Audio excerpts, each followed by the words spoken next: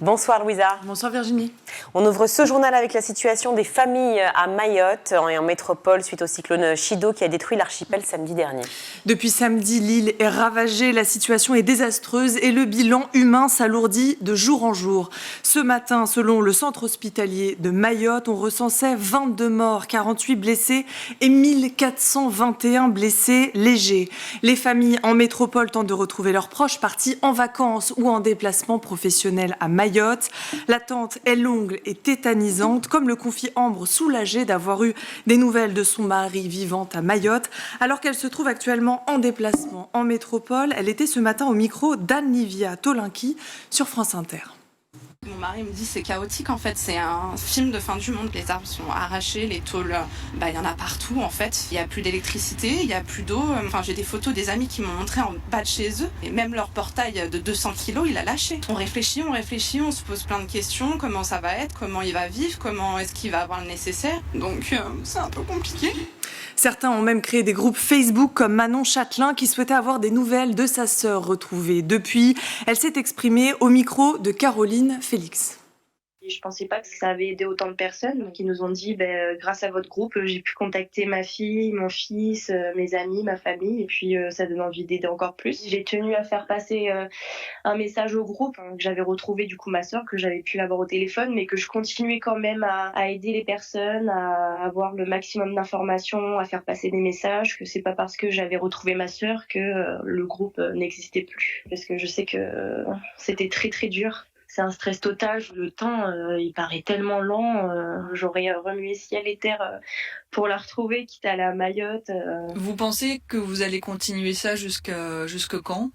Jusqu'à ce que toutes les familles retrouvent leurs proches. Jusqu'à ce qu'il n'y ait plus de publications. Avez-vous des nouvelles de ma fille ? Avez-vous des nouvelles de mon frère ? Faut rester solidaire et puis on va y arriver. Le réseau électrique et les antennes relais ont été endommagés par les vents de près de 200 km/h, ce qui empêche les familles d'avoir des nouvelles sur place. Le Secours populaire et la Fondation de France se sont mobilisés pour débloquer des fonds et faire appel aux dons. Les cagnottes sont à retrouver sur leurs sites officiels. Emmanuel Macron devrait se rendre à Mayotte dans les prochains jours et souhaite décréter un deuil national. Et on poursuit ce journal avec la mort d'un lycéen ce matin dans le 13e arrondissement de Paris suite à une rixe entre jeunes. Un jeune adolescent de 15 ans a été tué après avoir été blessé à l'arme blanche suite à une altercation entre jeunes près du lycée Rodin dans le 13e arrondissement de Paris, lycée dans lequel la victime n'était pas scolarisée.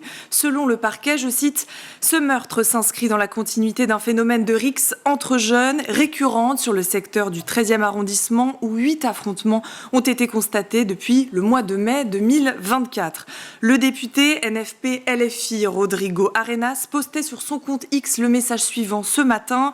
Terrible drame ce matin au lycée Rodin dans le 13e arrondissement. Une attaque au couteau a visé un adolescent. Mes pensées vont à la famille et aux proches de la victime. La sécurité de nos enfants doit être une priorité absolue. Un gardien d'immeuble a tenté de sauver la victime grâce au geste de premier secours, mais en vain. Une enquête est ouverte et le secteur est sous surveillance. Et on poursuit ce journal avec un autre drame, la mort d'Inès, une adolescente de 15 ans, poignardée ce week-end à Île, près de Limoges, à la suite d'un guet-apens.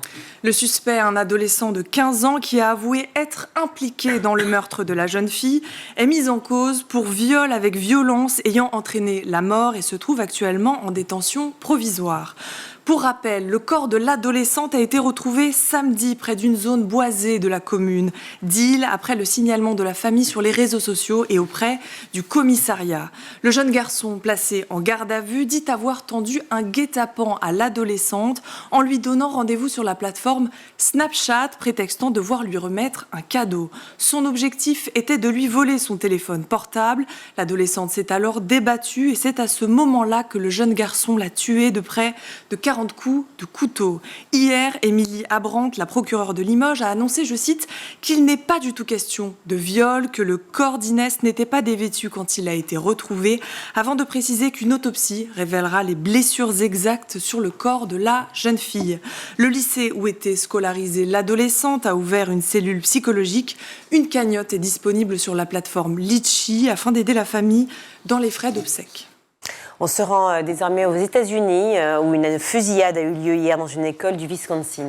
2 personnes ont été tuées, 5 autres blessées et le suspect mineur a été abattu. Hier matin, au sein de l'école chrétienne Abundant Life à Madison dans le Wisconsin, au nord des États-Unis, une fusillade a éclaté. Selon les médias sur place, le tueur serait un élève de l'école. Le gouverneur du Wisconsin dit suivre de près la situation.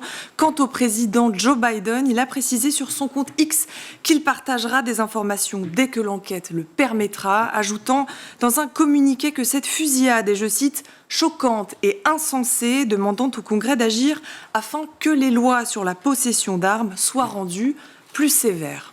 Et on termine ce journal avec la saison des concerts qui commence la semaine prochaine au sein de la cathédrale Notre-Dame de Paris.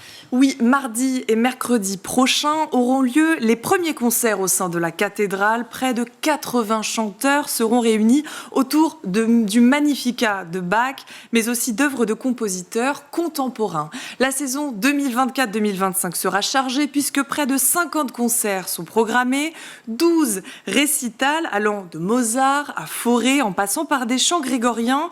L'Orchestre national d'Ukraine sera aussi convié en juillet. Thierry Esquèche, un des organistes qui a redonné vie au grand orgue de la cathédrale, s'est confié à l'AFP, disant avoir préparé, je cite, une œuvre contextualisée avec peut-être des textes de Victor Hugo ou d'autres contemporains, avec une référence feu destructeur qui devient feu régénérateur. 2 grands noms sont attendus, solistes, ténors, sopranos, une belle programmation en perspective. Toutes les informations sont à retrouver sur le site notre-dame-de-paris.fr. Merci Louisa pour ces infos.